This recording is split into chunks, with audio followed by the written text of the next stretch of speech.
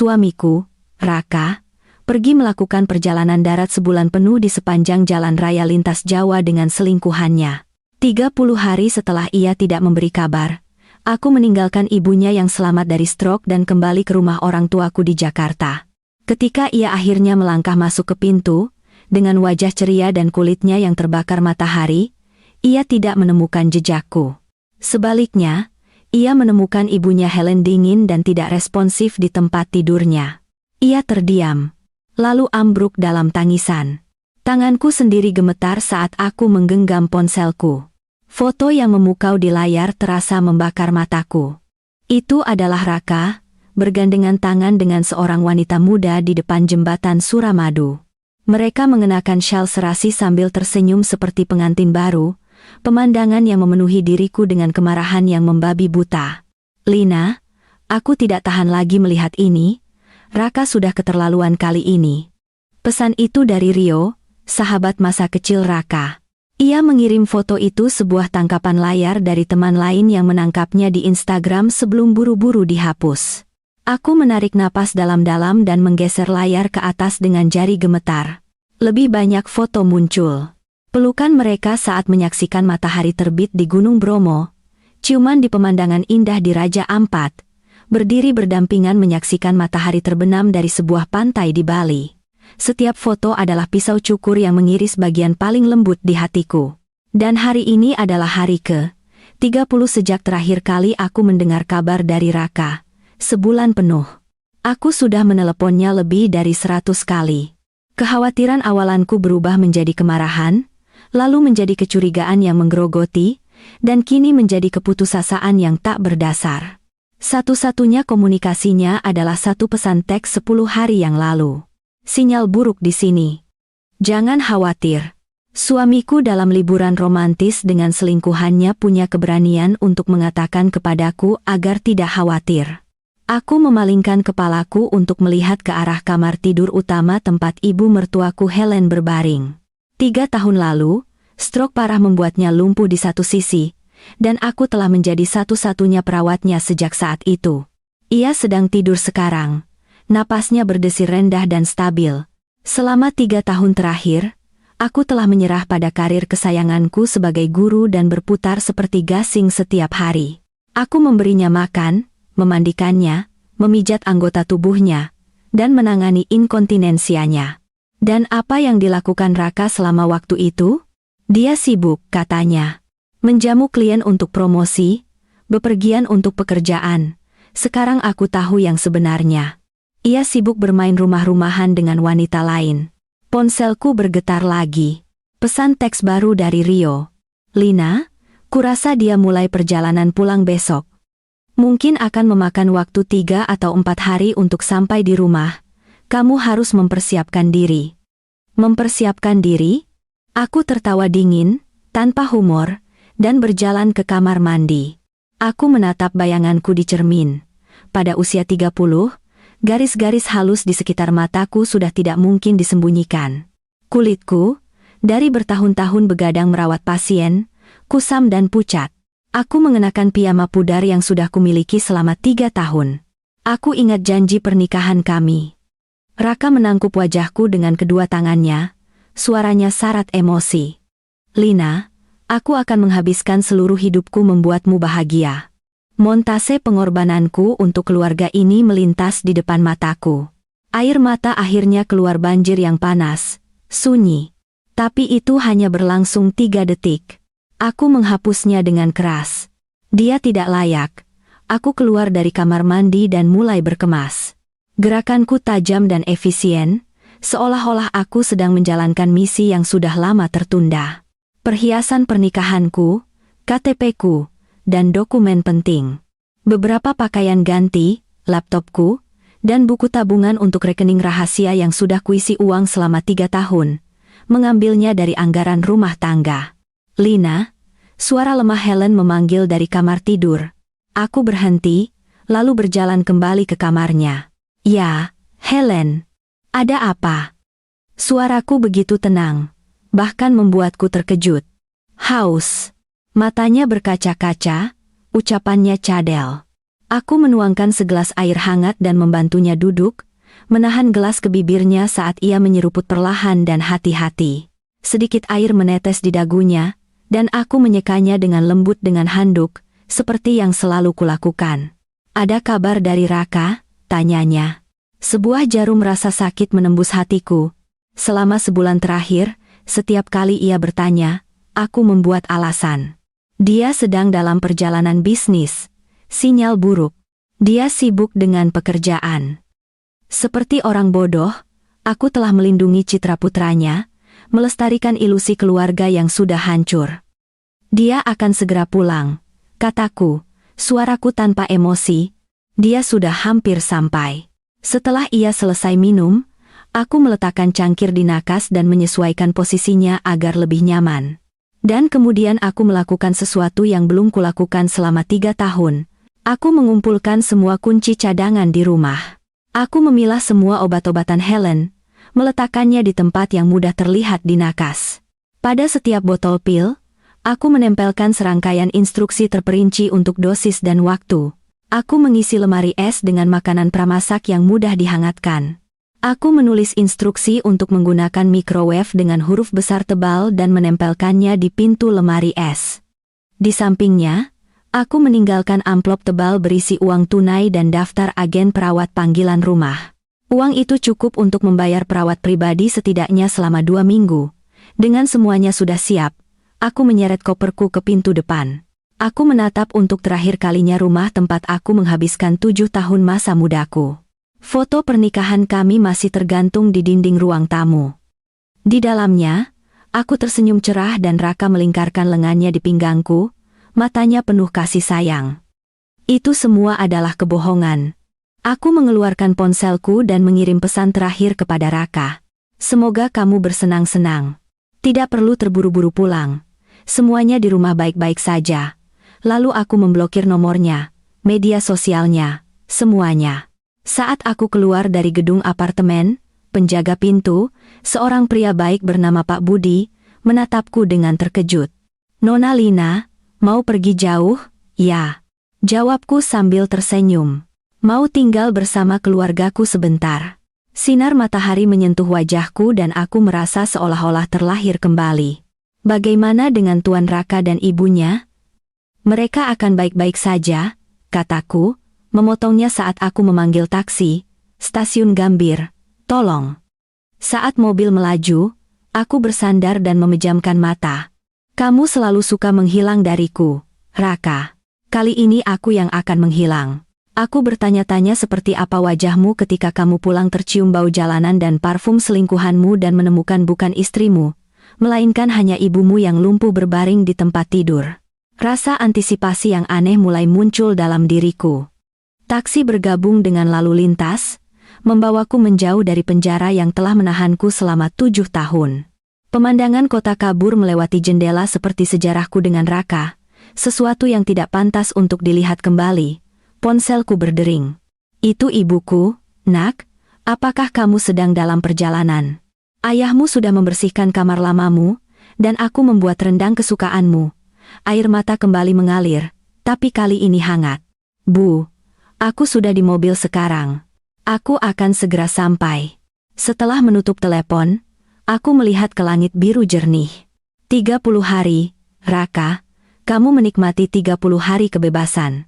Sekarang, setiap hari selama sisa hidupku akan untukku. Kereta Argo Wilis melaju kencang menjauhi kota. Dengan kecepatan lebih dari 100 km/jam, pemandangan di luar jendela perlahan bergeser dari gedung pencakar langit yang menjulang tinggi menjadi ladang dan lahan pertanian yang luas. Bersandar pada kaca, akhirnya aku membiarkan diriku menangis sesungguhnya. Bukan untuk Raka, tapi untuk diriku sendiri. Untuk wanita naif yang telah mengabdikan 7 tahun hidupnya, hanya untuk dibalas dengan pengkhianatan. Wanita di kursi sebelahku menawarkan tisu. "Apakah kamu baik-baik saja, Nak? Terjadi sesuatu yang mengerikan?" "Tidak," kataku, mengambil tisu dan menyeka mataku. "Sesuatu yang luar biasa."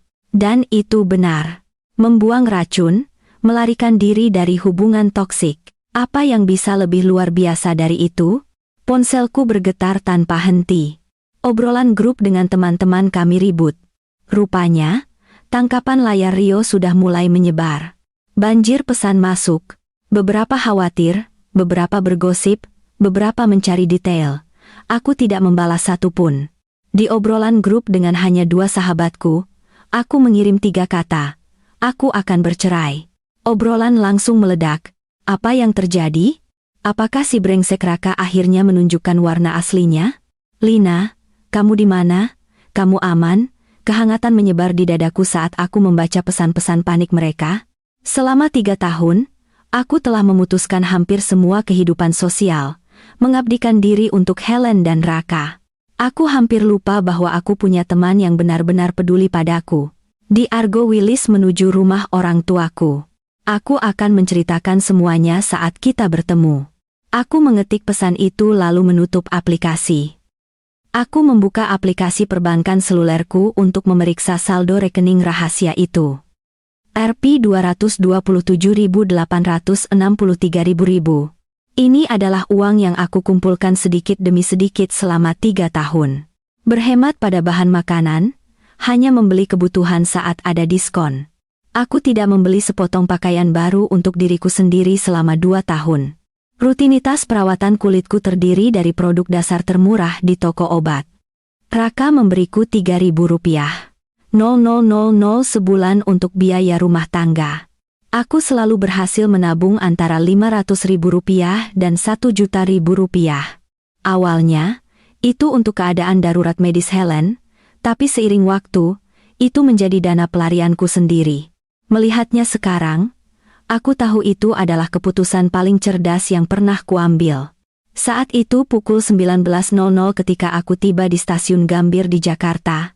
Begitu aku melangkah ke peron, aku melihat orang tuaku. Sudah 3 tahun, dan rambut mereka jauh lebih beruban. Ibuku berjinjit memindai kerumunan sementara ayahku mengangkat tanda yang digambar tangan. Selamat datang di rumah, putri kami, Lina. Kata-kata itu ditulis dengan tulisan yang hati-hati, hampir seperti anak kecil. Air mata kembali mengalir. Ayah, ibu. Aku berlari ke arah mereka, menyeret koperku di belakangku. Ibuku memelukku erat, dan ayahku mengambil tasku. Kedua mata mereka merah. Kamu pulang. Itu saja yang penting. Kamu pulang, bisik ibuku, membelai wajahku. Kamu kurus sekali. Kamu sudah sangat menderita. Di mobil dalam perjalanan pulang, aku secara singkat menjelaskan perselingkuhan Raka dan kebisuan sebulannya. Ayahku memukul setir dengan marah sementara ibuku menggenggam tanganku, genggamannya hangat dan kuat. Kamu melakukan hal yang benar, ayahku mendesis. Sampah itu tidak pantas untukmu, kita akan mencari pengacara secepatnya. Dia tidak akan mendapatkan sepeser pun. Mari kita antar kamu pulang untuk beristirahat dulu, kata ibuku, selalu yang tenang dan rasional. Kita bisa memikirkan segalanya besok.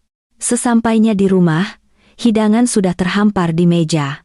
Semua kesukaanku, rendang, makaroni keju, buncis bawang putih, dan sup daging sapi dan jelai spesial ibuku.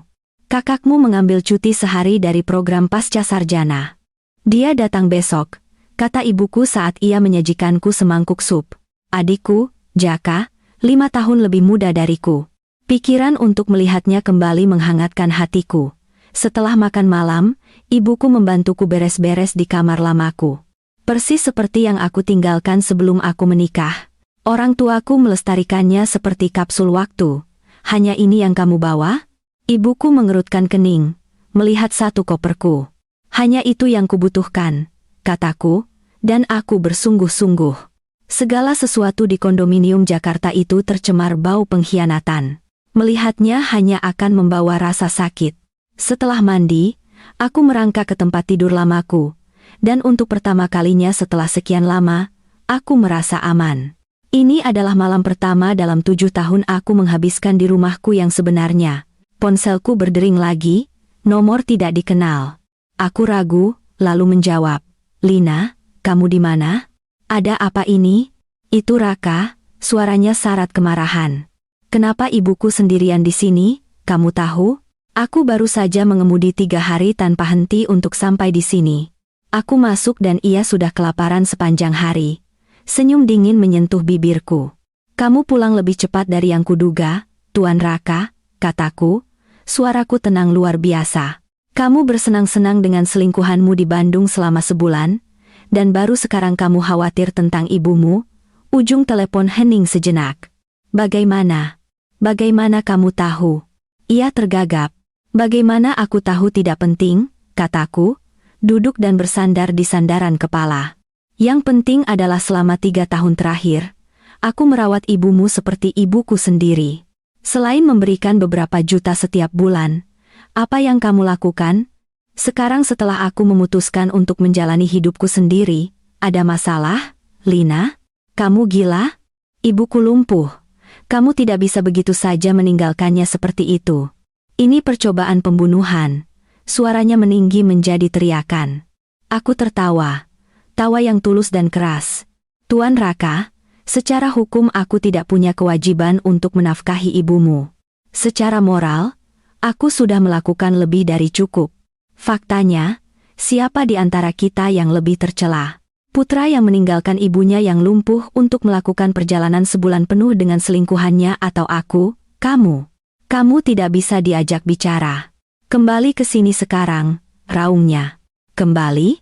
Kataku dingin. Kembali untuk melihat foto-foto mesra kamu dan kekasihmu? Untuk menemukan pesan teks menjijikan di ponselmu? Untuk melihat kalung mahal yang kamu belikan untuknya? Sesuatu yang jauh lebih mahal dari cincin pernikahanku? Hening di ujung teleponnya. Tampaknya informasi Rio cukup akurat. Raka, kataku, mengucapkan setiap suku kata dengan jelas. Kita sudah selesai. Pengacaraku akan mengirimkan surat cerai. Dan untuk ibumu, aku meninggalkan informasi kontak agen perawat dan uang tunai lebih dari cukup. Kamu bisa mengurusnya. Tunggu, Lina, dengarkan aku saja. Biarkan aku jelaskan. Dan nadanya tiba-tiba melunak. Itu kesalahan dengan gadis itu.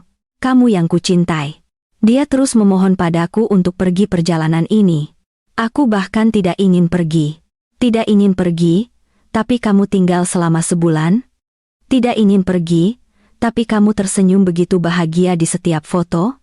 Tidak ingin pergi, jadi kamu mengabaikan panggilan dari istrimu dan ibumu sendiri? Aku memotongnya. Raka, jangan anggap aku bodoh. Lalu bagaimana dengan ibuku? Dia tidak baik-baik saja. Ia mulai berteriak lagi. Dia ibumu. Kataku datar. Jangan mencoba membuang tanggung jawabmu kepadaku. Aku menutup telepon dan memblokir nomornya. Beberapa menit kemudian, ponsel ibuku berdering. Wajahnya mengeras saat ia mendengarkan. Raka, suara ibuku sedingin es. Selama 7 tahun, putriku bekerja keras untuk keluargamu, dan begini caramu membalasnya, biar aku jelaskan.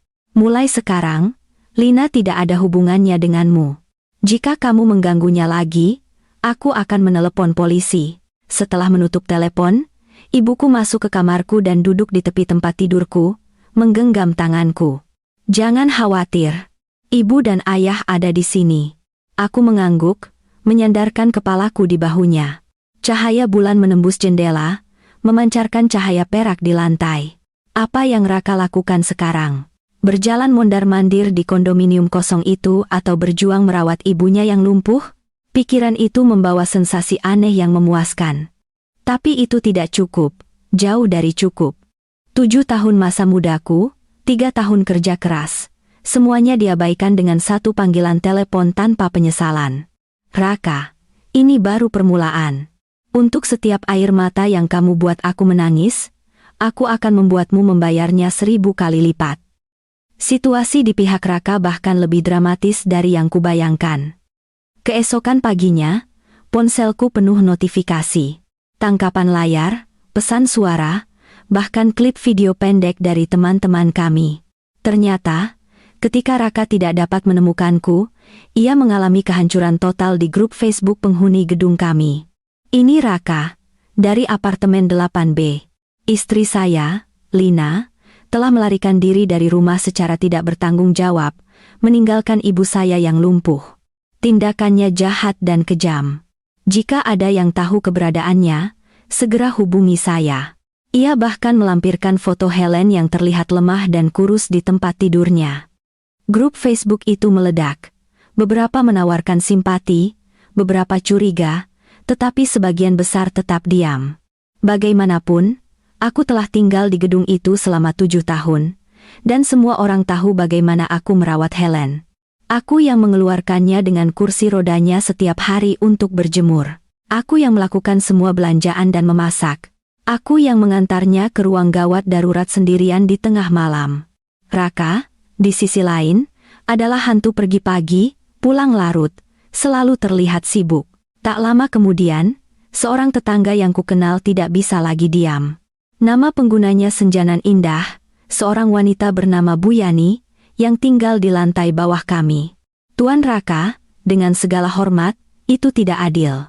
Semua orang di gedung ini tahu Lina adalah menantu teladan. Anda sudah pergi selama sebulan dan sekarang Anda kembali dan menyalahkan istri Anda. Itu tidak benar. Raka segera membalas Senjanan Indah. Bu Yani, ini masalah keluarga pribadi. Tapi tidak peduli seberapa setia dia, Anda tidak bisa begitu saja meninggalkan seorang wanita tua lumpuh. Itu kejahatan. Kata kejahatan mendorong tetangga lain untuk ikut campur. Dan apa yang Anda sebut seorang putra yang meninggalkan ibunya yang lanjut usia dalam perawatan istrinya untuk berpetualang selama sebulan? Obrolan grup berubah menjadi kekacauan. Beberapa membelaku, yang lain mendesak untuk rekonsiliasi. Lalu Rio menjatuhkan bom. Ia tidak mengatakan apa-apa, hanya memposting 3 foto. Yang pertama adalah Raka dan wanita muda bernama Anya berpose mesra di depan jembatan Suramadu. Yang kedua, keduanya berpelukan saat menyaksikan matahari terbit di Raja Ampat. Yang ketiga adalah tangkapan layar dari postingan Instagram Raka sendiri 15 hari sebelumnya. Keterangannya puitis yang memuakkan. Bersamamu, hidup ini tanpa penyesalan.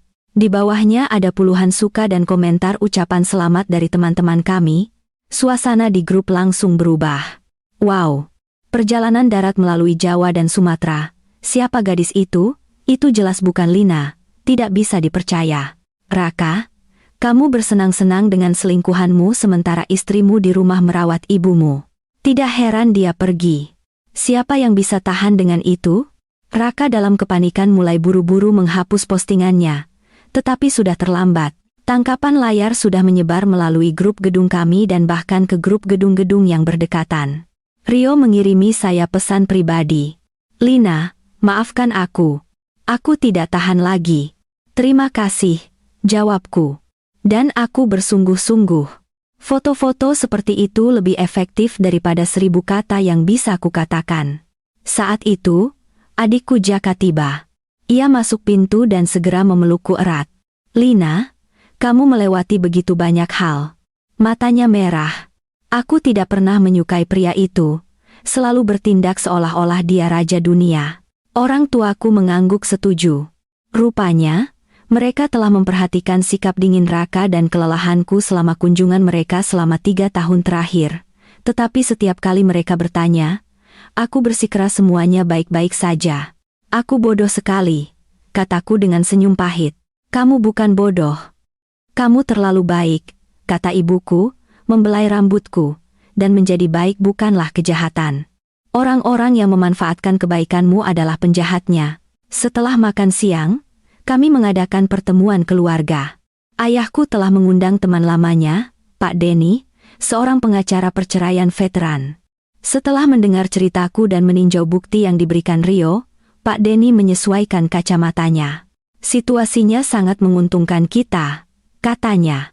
Raka terlibat dalam perselingkuhan di luar nikah selama pernikahan, dan kita punya bukti jelas berupa foto dan catatan media sosial. Selain itu, ia mengabaikan tanggung jawab keluarganya untuk waktu yang lama, membebankan seluruh beban perawatan ibunya kepadamu. Ini semua adalah faktor signifikan dalam proses perceraian. Bagaimana dengan asetnya? Ayahku bertanya langsung. Aset perkawinan biasanya dibagi 50,50, tetapi mengingat Raka adalah pihak yang bersalah, kita bisa berargumen untuk mendapatkan bagian yang lebih besar untukmu. Pak Denny menoleh kepadaku. Lina, apakah ada sesuatu yang spesifik yang kamu inginkan? Aku berpikir sejenak. Aku ingin kondominium itu. Kami membelinya setelah kami menikah. Meskipun orang tuanya memberikan uang muka, kami telah membayar cicilan bersama sejak saat itu. Lebih penting lagi, di sana tersimpan 7 tahun hidupku. Meskipun kenangan itu sekarang menyakitkan, aku ingin itu kembali, bukan untuk ditinggali, tapi untuk dijual. Setiap rupiah akan menjadi kompensasi untuk masa mudaku yang hilang. Juga, tambahnya, uang rumah tangga yang ia berikan kepadaku selama 3 tahun terakhir hampir seluruhnya dihabiskan untuk biaya medis dan hidup ibunya. Aku punya catatan terperinci, tetapi uang yang ia habiskan untuk selingkuhannya adalah penyalahgunaan dana perkawinan. Aku juga menginginkan itu kembali. Mata Pak Denny berbinar. Apakah kamu punya bukti? Ya. Aku membuka folder yang dilindungi kata sandi di penyimpanan awanku dan menunjukkannya kepadanya. Selama 3 tahun terakhir, aku telah mencatat setiap pengeluaran di atas 300.000 rupiah. Obat-obatan Helen, suplemen nutrisi, biaya perawat, uang yang Raka berikan kepadaku tidak pernah cukup, dan aku bahkan telah menggunakan tabungan lamaku untuk menutupi biaya. Aku memulai pembukuan untuk membuktikan kepada Raka bahwa kami kekurangan uang, tetapi itu menjadi kebiasaan. Aku tidak pernah membayangkan itu akan menjadi senjata yang begitu kuat. Pak Denny menggeser lembar kerja. Ini sangat terperinci. Ini lebih dari cukup. Adapun uang yang ia habiskan untuk selingkuhannya, kita akan membutuhkan bukti yang lebih langsung. Aku punya, kataku. Keluargaku menatapku dengan terkejut. Aku membuka folder lain. Di dalamnya ada tangkapan layar dari semua laporan kartu kredit Raka dan riwayat belanja online selama 6 bulan terakhir. Ia mungkin lupa bahwa aku telah menyiapkan semua akun itu untuknya bertahun-tahun yang lalu. Ia tidak pernah mengganti kata sandinya. Riwayat pengeluaran itu sangat memberatkan. Kalung wanita mahal, tas tangan desainer, kosmetik mewah, pemesanan di hotel-hotel mewah, dan kemudian ada pembayaran ke klinik kesehatan wanita untuk prosedur aborsi tanggal 3 bulan yang lalu. Ini, alis Pak Denny berkerut. Jika aborsi terlibat, ini menjadi jauh lebih serius. Melihat catatan itu, hatiku berubah menjadi es. Sementara aku di rumah memandikan ibunya, memijat anggota tubuhnya, dan membersihkan kotorannya, ia di luar berselingkuh dengan wanita lain, bahkan membawanya untuk aborsi. Ironi itu mencekik. Lina, Jaka menatapku dengan ekspresi rumit. Apakah kamu tahu tentang ini? Tidak. Aku menggelengkan kepala. Aku hanya punya kebiasaan mencadangkan semuanya. Aku dulu takut kehilangan ponselku. Sekarang itu adalah perisai-perisai. Pak Denny mengemas berkasnya, berjanji untuk menyusun petisi cerai secepat mungkin. Setelah ia pergi, ibuku menggenggam tanganku. Lina, jika kamu perlu menangis, menangislah saja. Jangan menahannya. Aku menggelengkan kepala. Bu, aku sudah menangis habis semua air mataku. Benarkah? Malam aku menemukan foto-foto di kereta tadi malam, air mataku sudah mengering, hatiku telah mengeras. Saat itu, ponselku berdering. Nomor tidak dikenal lainnya. Lina, kamu benar-benar keterlaluan. Itu Raka, suaranya tegang dan lelah. Apakah kamu tahu ibuku di rumah sakit karenamu? Ini semua salahmu. Hatiku tenggelam, tetapi aku dengan cepat mendapatkan kembali ketenanganku. Raka, ibumu di rumah sakit karena kamu mengabaikannya selama sebulan, bukan karena aku pergi selama 3 hari, kataku dengan tenang. Kirim alamat rumah sakitnya. Aku akan berkunjung, tapi ini akan menjadi yang terakhir kalinya. Jangan pura-pura peduli, tapi ini akan berkunjung. Kalau kamu tidak kabur, dia tidak akan berakhir seperti ini. Kalau kamu tidak pergi ke Bali dengan selingkuhanmu, kalau kamu tidak bisa dihubungi selama sebulan, kalau kamu memenuhi tugasmu sebagai anak dan suami, kataku, mengucapkan setiap kata. Semua ini tidak akan terjadi. Raka, kamu sendiri yang menyebabkan semua ini. Aku mendengar suara tabrakan dan teriakan di ujung telepon sebelum sambungan terputus. Aku berdiri di sana, ponsel di tangan, gemetar. Lina, kamu baik-baik saja? Jaka bertanya, wajahnya penuh kekhawatiran. Aku baik-baik saja. Aku menarik napas dalam-dalam. Jaka, Bisakah kamu mencari tahu rumah sakit kota mana yang memiliki pasien rawat inap bernama Helen? Dia pasti baru masuk hari ini. 30 menit kemudian, kami tahu lokasinya. Dia berada di bangsal geriatri, dirawat karena dehidrasi, malnutrisi, dan infeksi dari luka baring. Aku membeli seikat bunga dan keranjang buah dan pergi ke rumah sakit bersama orang tua dan adikku. Saat kami berdiri di luar kamarnya, kami bisa mendengar suara Raka. "Bu, jangan khawatir. Aku akan menemukan Lina. Aku tidak akan membiarkannya lolos begitu saja atas apa yang dia lakukan padamu." Kemudian kami mendengar suara Helen, samar tapi jelas. "Raka, jangan salahkan Lina. Ini salahku." Mataku tiba-tiba terasa pedih. Saat aku membuka pintu, Raka berbalik. Matanya merah. Dia tampak mengerikan. Wajahnya ditutupi janggut, pakaiannya kusut. Profesional elit yang rapi itu sudah tiada. Dan Helen yang terbaring di tempat tidur tampak seperti kerangka. Infus ditempelkan di lengannya, wajahnya pucat kekuningan. "Lina." Secercah cahaya masuk ke mata Helen yang kabur saat ia melihatku. Aku meletakkan bunga dan buah di nakas dan menggenggam tangannya. "Helen, aku minta maaf. Aku terlambat sekali. Apa yang kamu lakukan di sini?" Raka menerjangku, mencoba menarikku pergi, tetapi Jaka melangkah di antara kami. "Tuan Raka, ini rumah sakit," kata ayahku dengan suara rendah peringatan. Raka menatap ayahku, lalu adikku, yang menghalangi jalannya, dan akhirnya mundur, meskipun matanya masih tampak ingin membunuhku. "Helen, tolong jaga dirimu, jangan khawatir tentang tagihan rumah sakit," kataku lembut. "Tapi ini benar-benar yang terakhir kalinya. Mulai sekarang, putramu yang akan menjagamu." Air mata mengalir di pipi Helen. Ia menggenggam tanganku erat. "Lina, Raka salah. Dia sangat salah padamu. Aku tahu semuanya. Aku tidak menyalahkanmu.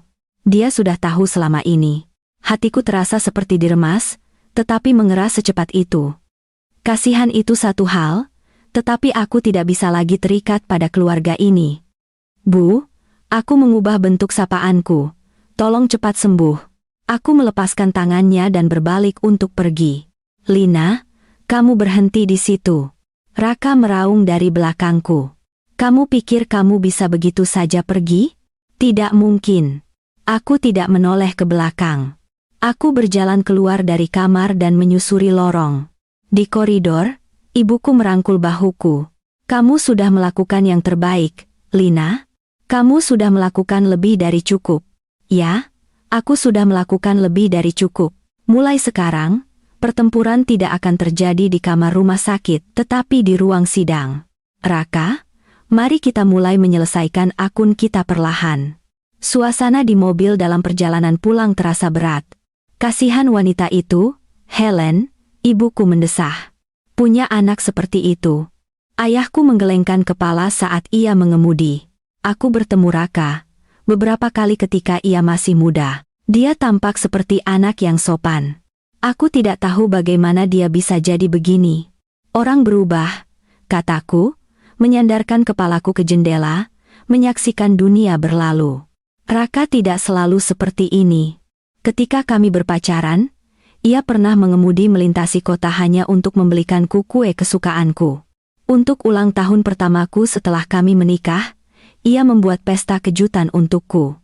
Bahkan ketika Helen pertama kali stroke, ia meneteskan air mata dan berkata, "Lina, aku tidak tahu harus berbuat apa tanpamu." Kapan itu berubah? Mungkin setelah promosinya dari ketua tim menjadi direktur. Makan malam dengan klien menjadi lebih sering. Ia pulang semakin larut.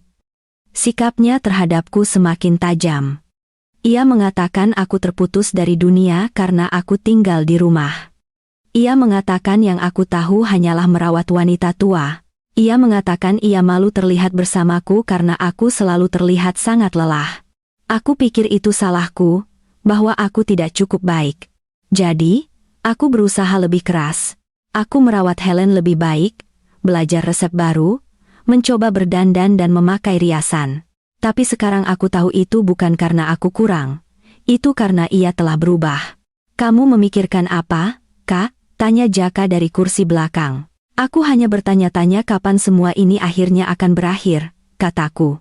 Ini akan segera berakhir, katanya, menepuk bahuku. Pak Denny adalah hiu. Dia akan mengurusnya. Malam itu, Pak Denny mengirimkan draft petisi cerai. Syarat-syaratnya sangat menguntungkanku. Kondominium akan menjadi milikku. Aku akan menerima 70% dari aset perkawinan, dan Raka harus membayar ganti rugi tambahan untuk penderitaan emosional. Raka tidak akan menandatangani ini dengan mudah, kata Pak Denny melalui telepon. Ia mungkin mencoba menunda-nunda atau mengajukan gugatan balik. Lina, kamu harus bersiap untuk bertarung. Aku siap, kataku, melihat ke langit malam. Pak Denny, bisakah Anda menambahkan satu klausul lagi?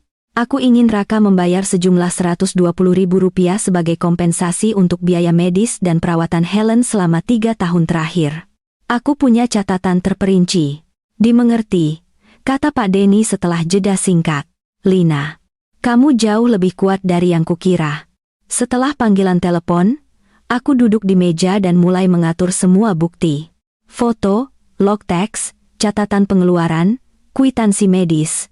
Setiap item, setiap entry terasa seperti aku sedang menyusun kembali pecahan-pecahan yang hancur dari pernikahanku selama 7 tahun. Pukul 02, ponselku bergetar. Pesan teks dari nomor tidak dikenal. Lina, ini Anya, pacar Raka. Bisakah kita bicara? Aku menatap pesan itu selama 1 menit penuh, lalu memutar nomornya. Ia langsung mengangkatnya. Suara seorang wanita muda, ragu dan menyelidik. Anya, kamu mau bicara apa? Suaraku setenang danau beku. Aku tahu apa yang kulakukan salah. Suaranya sedikit bergetar. Tapi aku hamil. Ini anak Raka. Tolong. Bisakah kamu memberinya keringanan saja?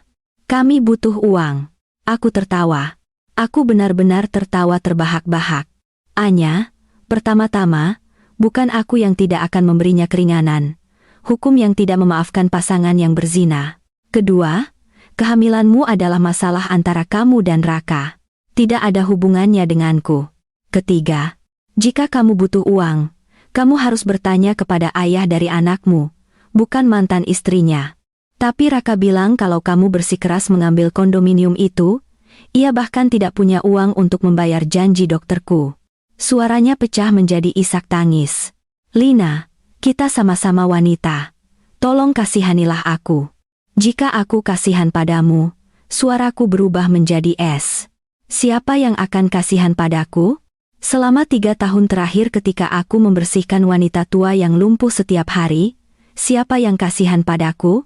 Ketika suamiku menghilang selama sebulan dengan selingkuhannya, siapa yang kasihan padaku? Anya. Saat kamu memilih menjadi selingkuhan, kamu seharusnya sudah siap untuk hari ini. Ia diam.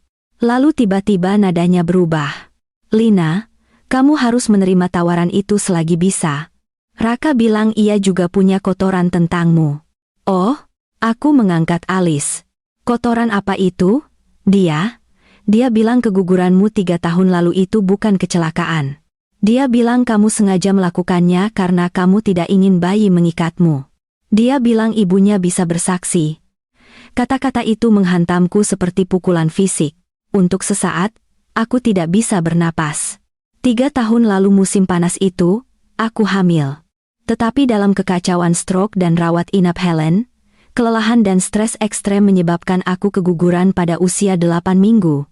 Raka berada di rumah sakit bersama ibunya.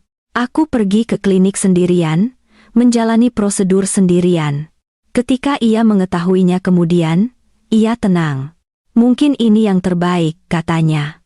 Kita tidak mampu punya bayi sekarang. Dan sekarang ia memutarbalikkan tragedi itu menjadi ini. Anya, suaraku terasa seperti datang dari jarak jauh. Katakan pada Raka aku akan menemuinya di pengadilan. Dan katakan padanya ini juga. Jika ia ingin bertengkar kotor, aku lebih dari siap untuk kotor. Aku menutup telepon. Tanganku gemetar begitu parah sehingga aku hampir tidak bisa memegang ponsel. Di luar, malam gelap gulita, Aku duduk dalam kegelapan, dan untuk pertama kalinya merasakan hawa dingin yang menusuk tulang. Aku tidak pernah tahu hati manusia bisa begitu keji. 7 tahun pernikahan bisa berubah dalam sekejap menjadi 2 orang saling mengarahkan pisau ke leher. Aku membuka laptopku dan mulai menulis surat panjang, bukan untuk Raka, tapi untuk diriku yang kehilangan seorang anak 3 tahun yang lalu. Untuk Lina tersayangku, aku tahu betapa sakitnya itu. Tubuhmu sakit dan hatimu lebih sakit lagi. Tapi ingat, itu bukan salahmu. Kamu melakukan yang terbaik. Kamu melakukan yang terbaik untuk merawat ibu mertuamu, untuk menjaga keluarga ini tetap utuh, untuk menjadi istri yang baik dan menantu yang baik. Pada saat aku selesai menulis, wajahku basah oleh air mata. Keesokan paginya, Jaka mengetuk dan masuk ke kamarku. Ia terkejut ketika melihat mataku yang bengkak. "Lina, ada apa?" Aku menggelengkan kepala dan secara singkat menceritakan apa yang terjadi tadi malam. Jaka sangat marah, ia memukul dinding. "Brengsek itu, Raka. Aku akan pergi bicara dengannya." "Jangan." Aku menghentikannya. "Kekerasan tidak akan menyelesaikan apapun, kita akan menyelesaikannya sesuai hukum. Tapi dia memfitnahmu seperti itu, biarkan saja," kataku, menyeka air mataku. Kebohongan adalah kebohongan, itu tidak bisa bertahan lama. Aku masih punya catatan medis dari 3 tahun lalu. Kita mungkin bisa menemukan rekaman keamanan rumah sakit. Apakah dia pikir begitu mudah mengubah hitam menjadi putih? Aku mengatakannya dengan percaya diri, tetapi hatiku masih berat. Bukan karena takut, tetapi karena rasa jijik yang mendalam. Saat itu, ponsel ibuku berdering. Ekspresinya berubah aneh saat ia mendengarkan. "Itu ibunya Raka," bisiknya, menutupi penerima telepon. "Ia ingin bertemu denganmu sendirian." 30 menit kemudian, aku bertemu Helen di sebuah kedai kopi dekat rumah sakit. Ia berada di kursi roda mengenakan gaun rumah sakit dengan kardigan di atasnya. Ia tampak lebih rapuh dari kemarin. "Lina," katanya, menyerahkan sebuah amplop manila usang dengan tangan gemetar. "Ambillah ini." Bingung, aku membukanya. Di dalamnya ada buku tabungan, beberapa kartu kredit, dan dokumen tulisan tangan. Aku membuka dokumen itu dan terdiam. Itu adalah pernyataan yang disahkan notaris. Tanggalnya 3 tahun yang lalu, 2 bulan setelah keguguranku. Dengan jelas tertulis, saya, Helen, dengan sungguh-sungguh menyatakan bahwa keguguran menantu perempuan saya, Lina, 3 tahun yang lalu adalah sebuah kecelakaan.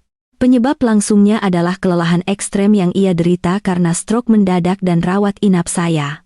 Putra saya, Raka, dan saya merasakan rasa bersalah yang mendalam atas masalah ini.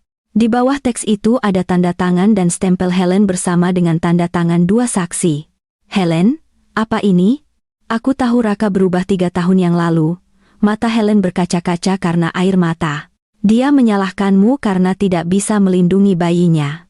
Aku bilang padanya, "Itu bukan salahmu. Itu salahku karena membuatmu bekerja begitu keras." Aku menyiapkan ini saat itu untuk berjaga-jaga. Aku minta 2 temanku dari dewan apartemen untuk menjadi saksi. Aku menggenggam kertas kuning itu, tanganku gemetar. "Ada 150.000 rupiah di rekening itu tabungan hidupku, pensiunku," lanjut Helen. "Pin untuk kartu-kartu itu adalah tanggal lahirku. Lina, tolong ambil uang ini. Anggap saja sebagai sedikit kompensasi dariku." "Helen, aku tidak bisa mengambil ini. Kamu harus," katanya, menggenggam tanganku. Tangannya dingin, tetapi genggamannya luar biasa kuat. "Sayangku, aku sangat menyesal atas apa yang Raka lakukan, atas segalanya. Aku sangat menyesal.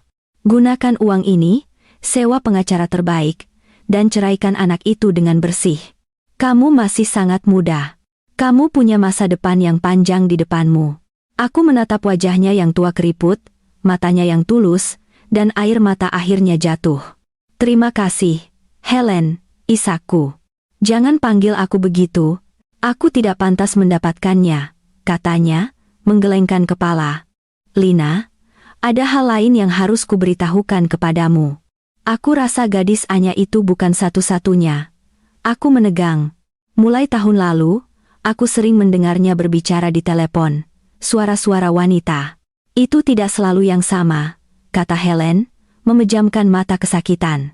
Aku mencoba berbicara dengannya, tetapi ia tidak mau mendengarkan.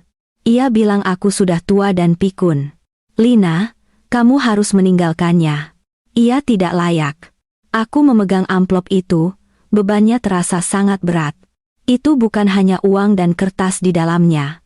Itu adalah beban pembenaran, pemahaman yang sudah lama tertunda. Terima kasih sudah memberitahuku semua ini, kataku pelan. Bukti ini akan sangat membantuku. Aku senang itu bisa membantu, kata Helen, menyeka air mata. Lina, mulai sekarang, jalani hidup bahagia. Temukan seseorang yang benar-benar menyayangimu, punya anak-anak yang sehat, jangan seperti aku, menghabiskan seluruh hidupku untuk satu anak laki-laki hanya untuk berakhir. Ia tidak bisa menyelesaikan kalimatnya, tetapi aku tahu apa maksudnya. Saat aku meninggalkan kedai kopi, aku menoleh ke belakang. Helen masih duduk di dekat jendela. Sosoknya yang rapuh tampak sangat kesepian di bawah sinar matahari. Hatiku kacau balau. Aku membenci Raka atas pengkhianatannya dan kebohongannya yang keji. Tetapi melihat ibunya, aku sulit membencinya. Ia juga adalah korban. Seorang wanita dengan anak yang tidak berbakti menghadapi masa tua yang sepi. Kembali ke mobil, aku membuka amplop itu dan memeriksa isinya lebih dekat. Selain buku tabungan, kartu-kartu, dan pernyataan yang disahkan notaris, ada flash disk kecil. Sesampainya di rumah, aku mencolokkannya ke komputerku. Ada satu file audio di dalamnya bertanggal 3 bulan yang lalu. Aku klik putar. Suara Raka memenuhi ruangan. Anya, jangan khawatir, ibuku sedang diurus Lina, jadi tidak ada masalah. Begitu aku kembali dari Bandung, aku akan bilang padanya aku ingin cerai. Lalu suara seorang wanita. Bagaimana dengan kondominium itu? Kamu berjanji akan memberikannya kepadaku. Tentu saja, kondominium itu milik kita. Lina hanya seorang ibu rumah tangga. Tidak ada penghasilan, tidak ada tabungan. Hakim mana yang akan memberikannya kepadanya? Selain itu, aku punya kotoran tentangnya, kamu tahu. Audio terputus tiba-tiba. Aku bersandar di kursiku dan menarik napas dalam-dalam. Jadi, kamu sudah merencanakan semuanya, Raka. Untungnya bagiku, aku juga tidak sepenuhnya tidak siap. Aku mengambil ponselku dan mengirim pesan teks kepada Pak Denny. Pak Denny, saya punya bukti baru. Juga, tolong tambahkan item lain ke klaim gugatan. Saya ingin Raka membayar untuk pekerjaan saya sebagai perawat penuh waktu untuk ibunya selama 3 tahun terakhir. Dihitung berdasarkan tarif pasar untuk perawat pribadi. Jika kami akan menyelesaikan akun, kami akan melakukannya secara menyeluruh. Pak Denny bergerak cepat. Sehari setelah menerima bukti baru, ia mengajukan gugatan. Pada saat yang sama, ia memindai pernyataan Helen yang disahkan notaris dan mengirimkannya ke semua teman kami. Ia juga secara anonim memposting bukti perselingkuhan Raka, foto-foto dan catatan pengeluaran, semuanya tersusun rapi secara kronologis, ke grup Facebook gedung, dan ke forum online yang populer di kalangan karyawan di industri Raka. Itu adalah rantai bukti yang sempurna. Opini publik berbalik dalam semalam. Para tetangga yang sama yang menuduhku meninggalkan seorang wanita tua lumpuh, sekarang membanjiri kotak masukku dengan permintaan maaf. Lina, aku sangat menyesal. Aku tidak tahu cerita lengkapnya. Raka bukan laki-laki. Dia monster yang membuat istrinya bekerja seperti budak di rumah sementara dia selingkuh. Kami mendukungmu, ambil semua yang bajingan itu punya. Aku bahkan mendapat telepon dari Departemen SDM di perusahaan Raka. Mereka diam-diam, tetapi pesannya jelas. Mereka sedang melakukan peninjauan etika profesional eksekutif mereka dan Raka mungkin akan dikenakan cuti sementara. Dan akhirnya Raka menyerah. Pada hari ketiga setelah petisi disampaikan, aku berada di rumah mengatur sertifikat mengajar lamaku. Setelah perceraian selesai, aku ingin mendapatkan sertifikasi ulang dan kembali mengajar. Tiba-tiba, bel pintu berdering. Ibuku pergi membukanya dan aku mendengar suaranya yang tajam. Apa yang kamu lakukan di sini? Aku berjalan ke pintu masuk. Raka berdiri di luar, matanya merah, rambutnya berantakan. Ia masih mengenakan pakaian kusut yang sama yang kulihat di rumah sakit 3 hari yang lalu. Di mana Lina? Aku harus menemuinya. Ia mencoba menerobos masuk, tetapi Jaka menghalanginya. Kamu tidak diterima di sini. Jaka, yang tingginya lebih dari 180 cm, adalah kehadiran yang mengintimidasi di ambang pintu. Minggir, ini antara aku dan Lina, Raka berteriak. Aku melangkah maju dan menatapnya dengan tenang. Ada apa? Ketika Raka melihatku, matanya dipenuhi kebencian. Lina, kamu ular berbisa. Kamu mengajukan gugatan. Kamu menyebarkan kotoran itu kemana-mana. Apakah kamu mencoba membunuhku? Apakah ada kotoran itu yang tidak benar? Aku membalas. Kamu selingkuh. Itu fakta. Kamu membawa selingkuhanmu berlibur. Itu fakta. Kamu meninggalkan ibumu yang lumpuh bersamaku. Itu fakta. Raka, apakah kamu takut orang-orang membicarakan hal-hal yang sebenarnya kamu lakukan? Ia gemetar karena marah. Baiklah. Kamu mau bermain seperti itu, aku juga bisa bermain. Aku bilang aku punya kotoran tentangmu, maksudmu kebohongan tentang aku sengaja keguguran. Aku tersenyum. Itu sempurna karena aku punya pernyataan notaris yang ditulis ibumu 3 tahun yang lalu dengan 2 saksi yang mengatakan itu kecelakaan. Haruskah aku mempostingnya online sekarang dan membiarkan orang memutuskan siapa yang mengatakan yang sebenarnya? Wajah Raka menegang. Apa? Pernyataan apa? Apa yang kamu lakukan pada ibuku? Aku tidak melakukan apa-apa. Ibumu merasakan sedikit penyesalan. Aku mengeluarkan ponselku dan menunjukkan kepadanya foto pernyataan itu. Haruskah aku membacanya untukmu? Kamu. Ia menunjukku dengan gemetar. Apa yang kamu inginkan?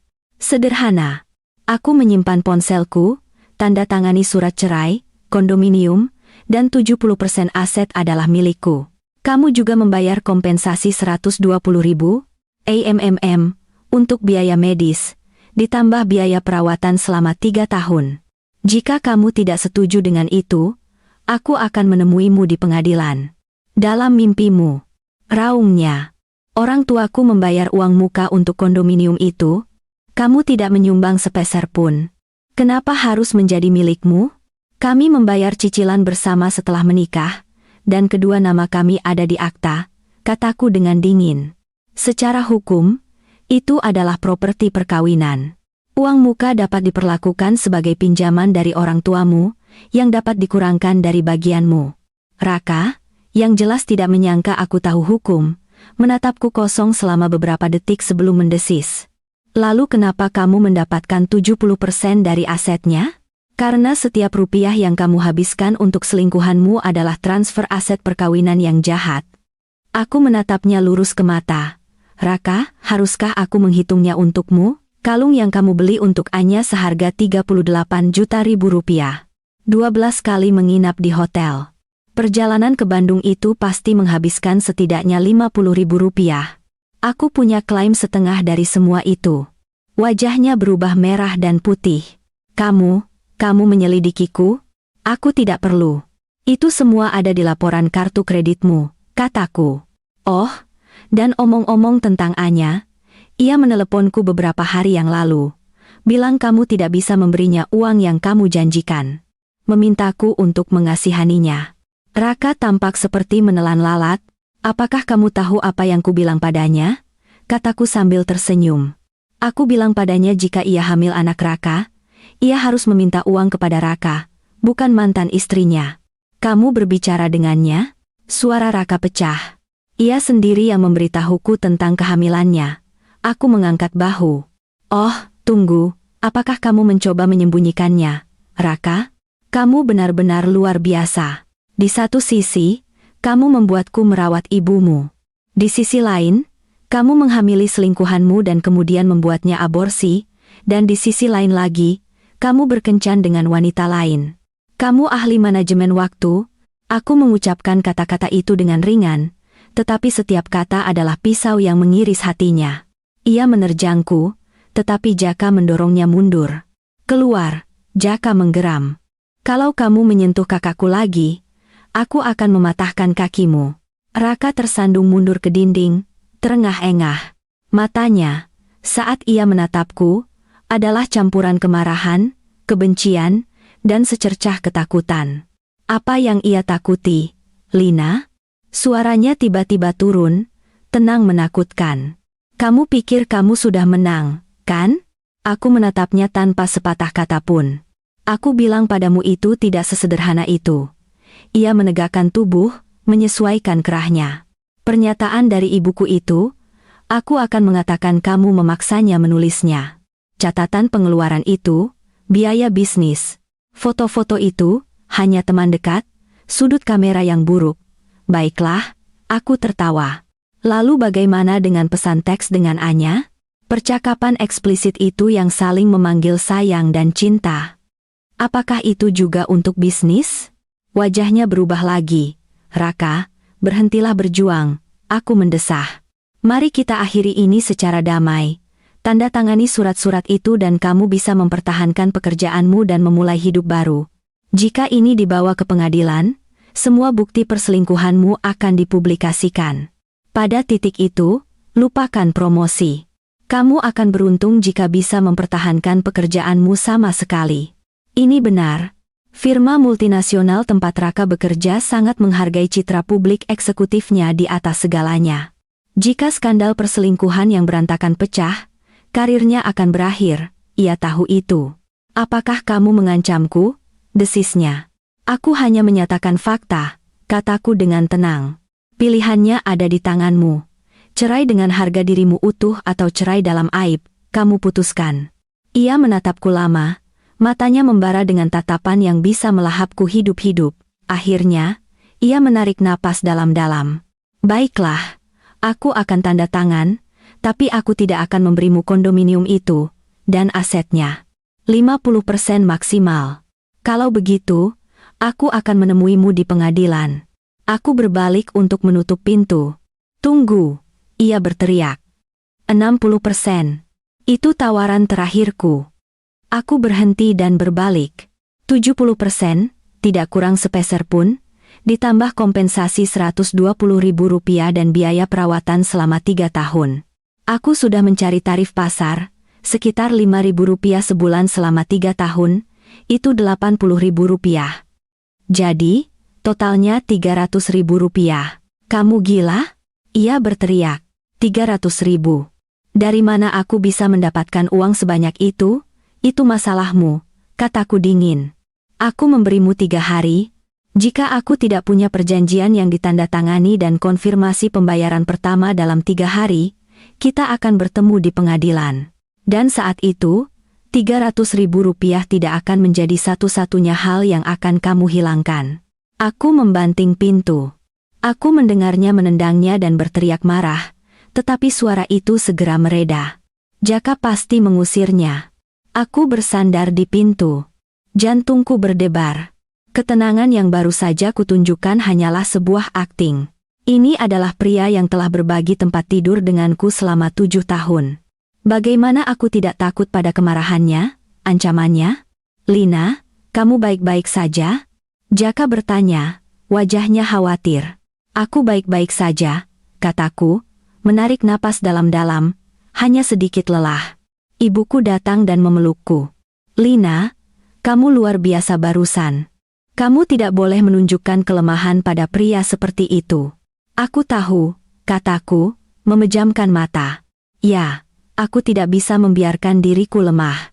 Belas kasihan kepada musuh adalah kekejaman terhadap diri sendiri. Selama 3 hari berikutnya, tidak ada kabar dari Raka. Aku tidak memaksanya. Pada pagi hari keempat, aku hanya meminta Pak Denny untuk menyerahkan bukti tambahan ke pengadilan pernyataan Helen yang disahkan notaris, log teks antara Raka dan Anya, catatan pengeluarannya untuk selingkuhannya, dan rincian terperinci nilai pekerjaan perawatanku selama 3 tahun terakhir. Pak Denny kemudian memberitahuku ekspresi hakim saat membaca berkas itu sesuatu yang luar biasa. Siang itu, Raka menelepon. Aku setuju, katanya, suaranya lelah. Tapi aku tidak punya 300.000 gia tunai sekarang. Bisakah aku membayar secara cicilan? Baiklah, kataku. Kamu membayar 150.000 di muka dan sisanya selama 6 bulan berikutnya, tetapi akta kondominium harus segera dialihkan. Pengalihan akta membutuhkan waktu. Kalau begitu kita tanda tangani perjanjian yang mengikat terlebih dahulu yang menentukan tanggalnya. Raka, ini kesempatan terakhirmu. Ada keheningan panjang di ujung telepon. Akhirnya, ia berkata, "Baiklah, mari kita bertemu besok, pukul 09.00 di depan balai kota. Bawa perjanjian dan uangnya." Aku mengingatkannya. Aku tahu. Setelah menutup telepon, aku menghela napas panjang. Akhirnya berakhir. Keesokan paginya, aku sengaja mengenakan pakaian baru, setelan celana panjang berwarna krem yang pas. Itu membuatku terlihat tajam dan percaya diri. Aku memakai riasan tipis dan mengikat rambutku ke belakang. Wanita di cermin terlihat seperti Lina yang percaya diri 7 tahun yang lalu. "Kamu terlihat luar biasa, Kak," kata Jaka tulus. "Ini hari yang penting." Aku tersenyum. Aku perlu terlihat seperti memulai dari awal. Orang tuaku bersikeras ikut denganku. Aku tidak menolak. Pada saat seperti ini, dukungan keluarga adalah segalanya. Ketika kami tiba di balai kota, Raka sudah ada di sana. Berdiri di sampingnya adalah seorang wanita muda, mungkin berusia awal 20 kerapuan, dengan perut yang sedikit membuncit. Itu pasti Anya. Ketika ia melihat kami, ia secara naluriah bersembunyi di belakang Raka. "Rombongan, ya?" Raka mencibir, menatapku, orang tuaku, dan adikku. "Sepertinya kita berdua begitu," kataku dengan tenang. "Apakah kamu membawa perjanjiannya?" Ia mengeluarkan beberapa dokumen dari tas kerjanya. Pak Denny melangkah maju, mengambilnya, dan setelah meninjau dengan cermat, mengangguk kepadaku. "Uangnya?" tanyaku. Raka dengan enggan menyerahkan kartu debit, PIN juta, 50.000 rupiah ribu, PIN-nya adalah. "Sebentar," Pak Denny menyela. "Kami akan memverifikasi saldonya di sini." Wajah Raka menegang, tetapi ia berjalan bersama kami ke ATM terdekat dan kami mengkonfirmasi saldonya. "Itu persis 50 juta rupiah. Tanda tangan," kataku, menyerahkan perjanjian itu kepadanya. Ia mengertakkan gigi saat membolak-balik halaman, lalu membubuhkan namanya di halaman terakhir. Ketika giliranku, tangan yang memegang pena sedikit gemetar. 7 tahun pernikahan, hari-hari dan malam-malam yang tak terhitung jumlahnya akhirnya akan berakhir dengan tanda tangan ini. "Lina," ibuku menepuk punggungku dengan lembut. Aku menarik napas dalam-dalam dan menandatangani namaku. "Prose,"